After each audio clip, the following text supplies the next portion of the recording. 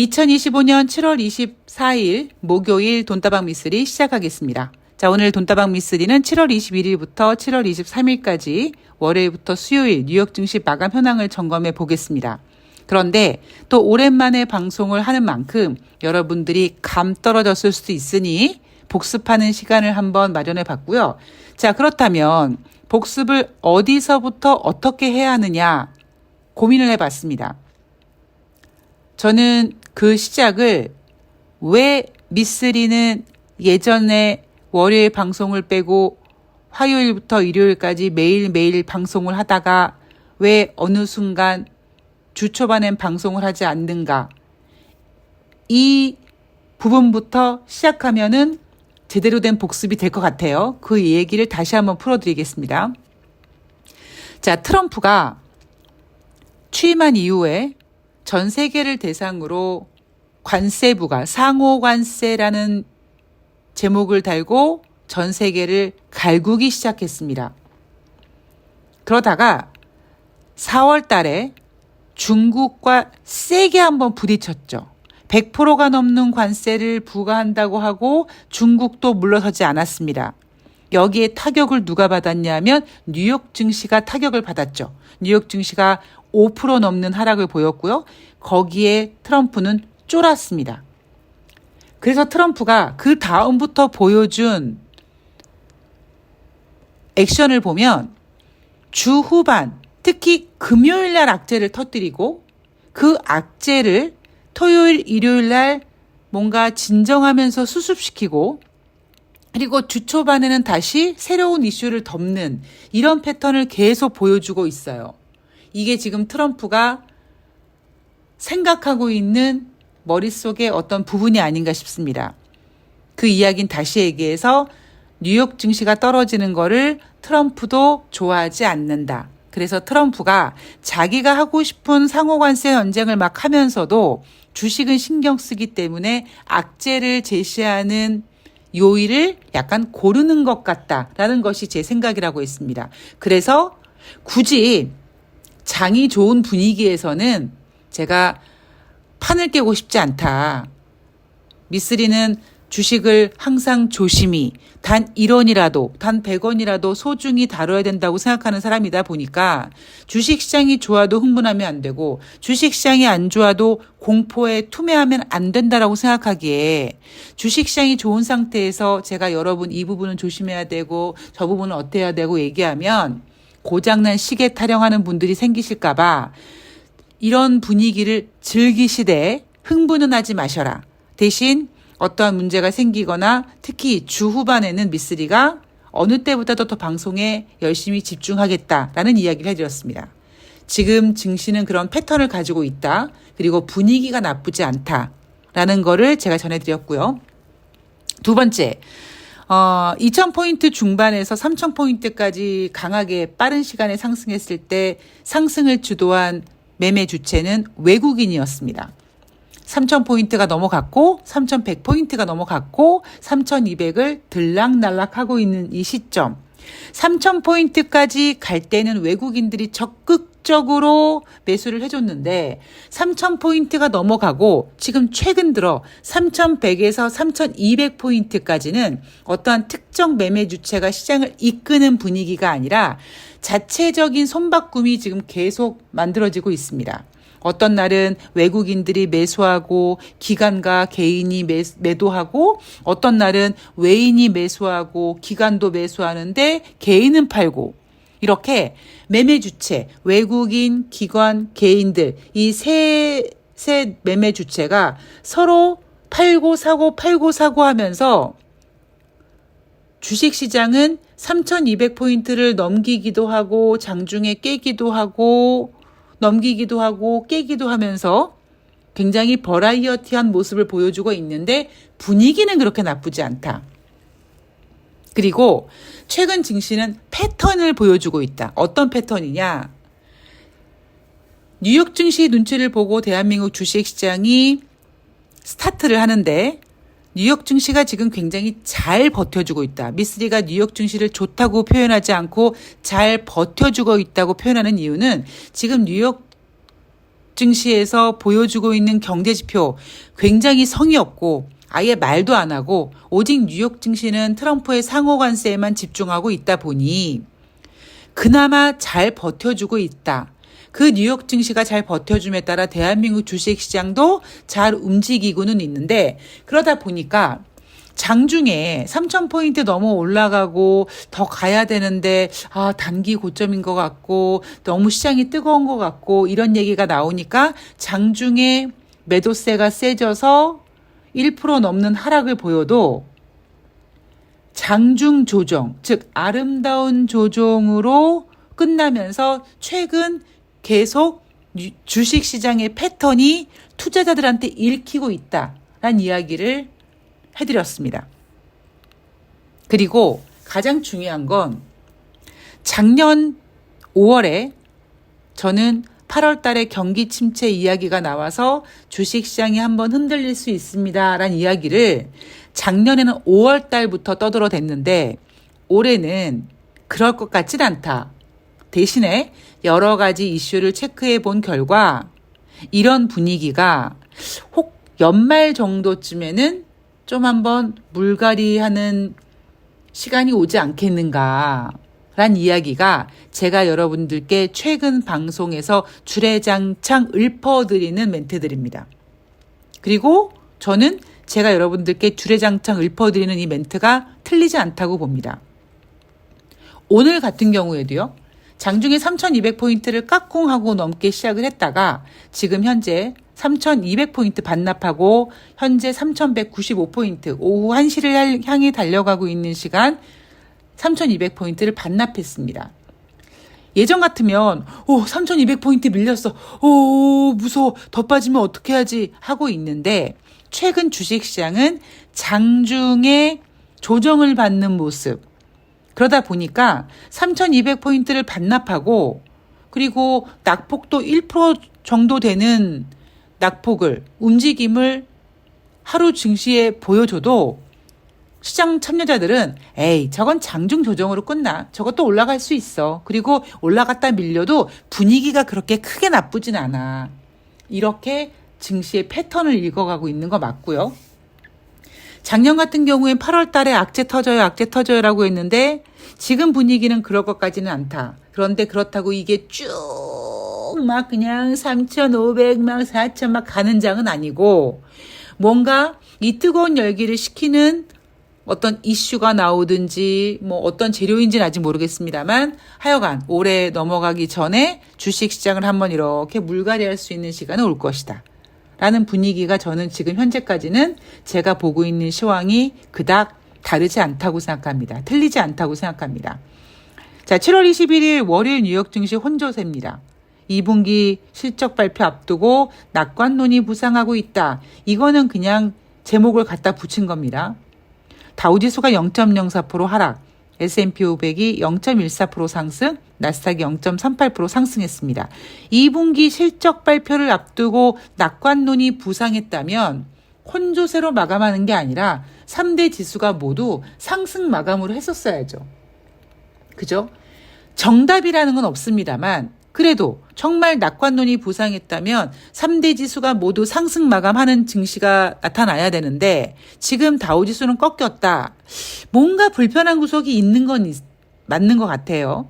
그럼에도 불구하고 시장은 예쁘게 포장합니다. 자, 이날 발표된 경제 지표는요. 6월달 컨퍼런스 보드 경기 선행지수 전월 대비 0.3% 감소했습니다. 올 상반기에 2.8% 감소했는데 작년 상반기는 1.3% 감소했으니까 작년 상반기보다는 더 경기 선행지수가 더 악화됐다라고 보시면 될 것 같고요. 2분기 어닝 시즌에 대해서는 현재까지 S&P 500 지수 구성 기업 중에 7월 21일까지 실적을 발표한 62개 기업 중에 85% 이상이 전문가 예상치를 웃도는 실적을 보여주고 있다. 얼핏 들으면 뉴욕 증시에서 발표하는 2분기 어닝 시즌 졸라 좋은가 보네 생각하게끔 느껴지겠지만 예상치를 졸라 낮게 만들어 놓는 겁니다. 자, 그리고 관세 협상에 대해서는 8월 1일 관세 협상 마감 시한을 재확인했으며 추가 협상에 대한 여지는 남겨놨다. 즉, 그 얘기는 8월 1일 이후에도 협상은 가능하다 이거죠. 제가 일요일 방송에서 8월 1일 관세 협상 마감 시한을 앞두고 오히려 주식시장에서 더 관세를 이야기하는 시간은 실질적인 7월 마지막 주가 아니라 7월 21일부터 7월 25일 이번 주 한 주 동안 관세 이야기가 가장 많이 나오지 않을까라는 이야기를 해드렸는데 대한민국과 협상은 지금 미뤄졌고요. 일본과의 협상, 유럽과의 협상은 지금 체결이 됐다라는 뉴스가 주중에 계속 이어지고 있습니다. 자, 7월 22일 화요일은요. 마찬가지로 뉴욕 증시 혼조세로 마감했습니다. 지금 뉴욕 증시는 지난주 금요일, 월요일, 화요일 이렇게 사흘째 혼조세 마감을 보여주고 있고 오픈 AI의 대규모 프로젝트가 원활하게 돌아가지 않고 있다는 소식에 AI 관련주들의 매도 심리가 커졌고 따라서 나스닥이 0.39% 하락, 대신에 다우지수는 0.40% 상승, S&P 500도 0.06% 상승했습니다. 자, 어닝 시즌 7월 21일은 62곳이었는데 7월 22일 화요일 날 발표한 기업들까지 포함해서 S&P 500 상장 기업 88곳이 2분기 실적 발표를 했는데 82%가 시장 예상치를 밑돌았다. 자, 마찬가지로 예상치를 졸라 낮게 잡아뒀기 때문에 예상치에 좀만 잘 나와도 거봐 예상치에 부합했잖아, 잘 나왔잖아 라고 포장할 수 있게 된 거죠. 자, 금리 결정에 대해서는요. 7월 20일 화요일 제롬 파월 연준 의장의 연설이 있었음에도 불구하고 제롬 파월 연준 의장은 통화 정책에 대한 발언을 하지 않았습니다. 자, 제롬 파월 연준 의장 지금 해임되느냐 마느냐 이슈가 있는데 지난번에 한번 이슈를 만들었다가 지금 잦아들고 있는데 제 생각에는 트럼프는 반드시 제롬 파월 연준 의장을 해임할 거고 과연 시점은 언제일 것이냐. 만약에 7월달 FOMC 회의가 있는 일정 전에 해임시키면 주식시장에 파장을 불러일으킬 수가 있으니 지금 현재로서는 7월달 금리 동결 가능성이 크니까 제롬 파월 연준 의장이 금리 동결을 하면 트럼프가 빡쳐서 야, 너 파이어 나가 이렇게 하지 않을까. 그래서 트럼프는 주식시장의 눈치도 보고 금리 인하도 하고 싶은 이 욕구를 어떻게든지 채우지 않을까. 근데 주중에 지금 나오는 기사 내용은 트럼프는 여전히 제롬 파월 연준 의장을 해임할 것 같은 뉴스가 나오곤 있습니다. 자, 중국을 방문할 수 있다라는 기사도 내놨는데요. 저는 트럼프의 화법 중에서 뭐뭐 한다라는 이야기를 하지 않고 뭐뭐 할 수 있다라는 건 잘 믿지 않습니다. 여러분 기억나시나요? 지난 4월달 이후에 4월 초에 중국과 관세 전쟁을 세게 붙은 다음에 주식시장이 크게 하락하니까 트럼프가 계속 씹으렸던 이야기가 뭐냐면 나 시진핑과 통화했다 막 이랬거든요. 근데 통화했는지 아닌지 확실하지도 않고 저는 개인적으로 통화 안 했다고 보거든요. 윤석열도 아가리만 벌리면 입 벌구지만 저는 트럼프도 만만치 않다 보니 트럼프가 중국을 방문할 수 있다.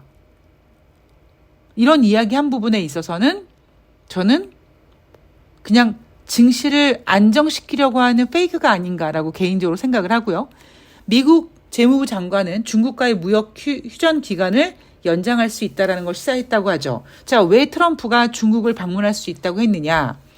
5월 12일 미국과 중국은 스위스 제네바에서 양측 모두 세 자릿수 이상 되는 관세를 대폭 낮추고 90일 동안 우리 협상하자라고 약속을 했습니다. 왜냐하면 4월 달에 트럼프가 중국 관세를 100% 넘게 부과하고 중국도 맞대응 대하면서 뉴욕 증시가 5% 이상 크게 하락했다 보니 트럼프가 협상하자라고 했고 그 중간에 뭐 시진핑과 통화를 했니 마네 하면서 어쨌든 5월 12일 날 스위스 제네바에서 미국과 중국이 테이블에 앉아서 협상을 했는데 그 협상 테이블에서 관세를 정한 게 아니라 야 일단 니네랑 우리랑 너무 세게 내놨으니까 우리 서로 일단 한 걸음씩 물러나고 그리고 90일 동안 계속 얘기를 해보자 라고 해서 시장을 진정시켰죠. 그리고 그 90일의 마감일이 바로 8월 12일입니다. 트럼프는 생각하고 있죠.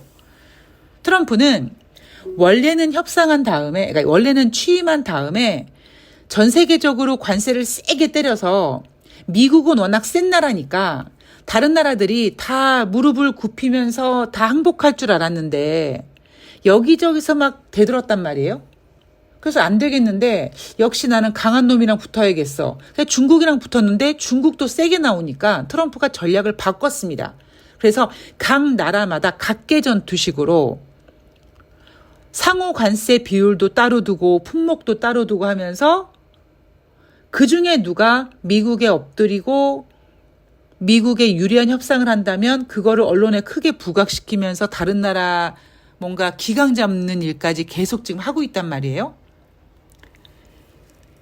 중국과 관세 전쟁 지난번에 증시 크게 하락함으로써 스위스 제네바에서 합의를 했는데 그게 이제 8월 10일 기한이 다가오고 있습니다. 그 전에 트럼프는 유럽연합을 압박해서 관세 협상하고 일본도 압박하고 대한민국은 압박하려고 그랬는데 대한민국 대통령이 좀 만만하지 않다 보니까 살짝 지금 현재 미꾸라지처럼 빠져나가고 있어요. 그렇게 트럼프는 8월 12일까지 중국과의 관세 협상을 딜레이 시켜놓고 다른 나라, 짜잘한 나라들과 관세 협상을 통해서 내가 이렇게 관세 협상으로 미국을 유리하게 했다라는 뉴스를 얻어내고 있습니다. 이 전략을 우리가 잘 읽어야 돼요. 자, 7월 23일 수요일은요. 3대 지수가 상승 마감했습니다. 다우지수가 1.14% 상승, S&P 500이 0.78% 상승, 나스닥이 0.61% 상승했고요. 미국이 유럽연합 수입품에 15% 관세를 부과하기로 했고 미국이 일본산 수입품에 상호관세 15%를 부과하기로 했습니다. 기존에 25% 하겠다라고 큰소리 뻥뻥 쳤는데 10%로 하향됐습니다. 따라서 무역 협상이 진전되고 있다. 뭔가 증시에서 불확실성이 해소되고 있다라는 안도감 때문에 3대 지수가 상승했고 S&P 500은 올해 들어 12번째 최고치를 기록했고요. 다우지수 같은 경우는 7개월여 만에 45,000포인트를 회복함으로써 작년 12월 달에 기록했던 최고점의 경신을 눈앞에 두고 있습니다.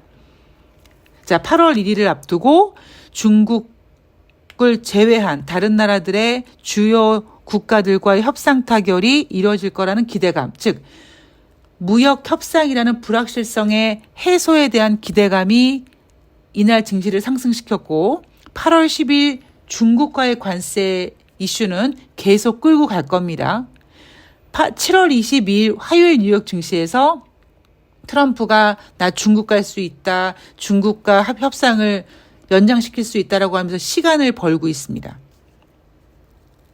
그리고 7월 23일 날 발표된 경제지표는 6월달 기존주택 판매고요. 기존주택 판매는 전월 대비 2.7% 감소했습니다. 기존주택 판매가 이렇게 감소한 이유는 집가격은 졸라 비싼데 고금리 영향이라고 합니다. 작년 9월달 50bp, 11월달에 25bp, 12월달에 25bp 총 1%를 금리 인하했지만 여전히 트럼프나 시장은 금리 인하를 원합니다. 문제는 지금 미국의 기준금리가 1년 전에 비해서 1%나 낮음에도 불구하고 여전히 이렇게 기존 주택 판매가 고금리 영향으로 전월 대비 감소하는 이유.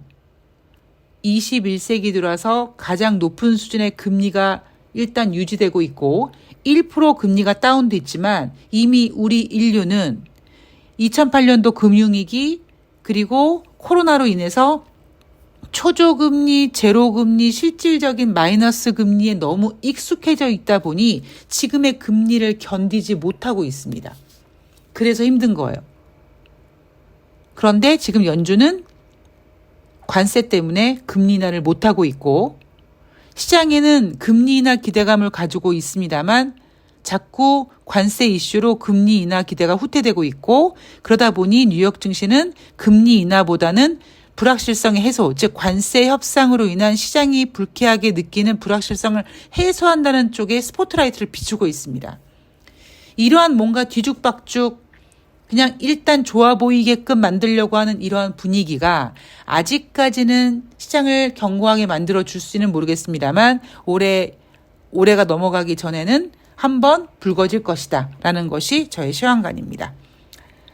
자, 대충 정리가 되셨을 거라고 생각합니다. 장중에 변동성 보이는 거 지금 이게 패턴이 읽히고 있는 거고 그러나 증시는 패턴이 읽혀서 확실하게 패턴이 읽혔다고 생각하는 순간 투자자들이 와, 나 패턴 읽었어. 이제 이렇게 될 거야 라고 지르는 순간 오늘 어디죠? 어디에서 코스피 4,000포인트 간다고 전망 내놨는데 이제 슬슬 사람들을 흥분시키는 구간에 돌입하고 있습니다. 제가 그랬죠. 일요일 방송에서. 증권사 애널리스트들이 단기 급등에 따른 피로감, 이익 실현, 차익 이런 매물 나와서 막 궁시렁궁시렁 거리면 더 갈 자리가 있는 거다라는 얘기해드렸습니다. 더 갈 자리가 있어서 3,200을 뚫긴 하지만 지금 매매 주체가 열심히 손바꿈을 하기 때문에 3,200에서 무너지고 3,200에서 무너지고 그러나 패턴을 익히고 있는 굉장히 재미있는 주식시장이 진행되고 있습니다. 자, 흥분하지 마시고요. 지금 주식시장이 질이 어떤지 색깔이 무엇인지 잘 체크하고 현명한 투자하시기 바랍니다. 자, 저는 다음 방송에서 뵙도록 하겠습니다. 고맙습니다.